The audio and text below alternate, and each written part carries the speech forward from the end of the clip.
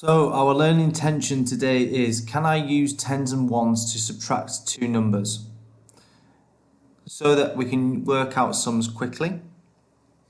Now, in order to do this, we need to work in steps.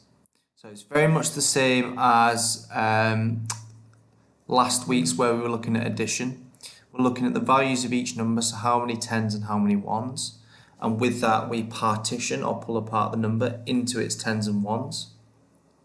So once we've got the tens and ones of each of the numbers, we subtract the ones first.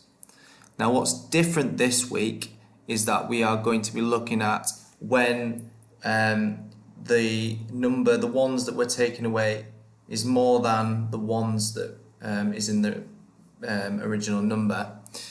And that is where we are going to be borrowing a 10 so that it makes taking away that bit easier.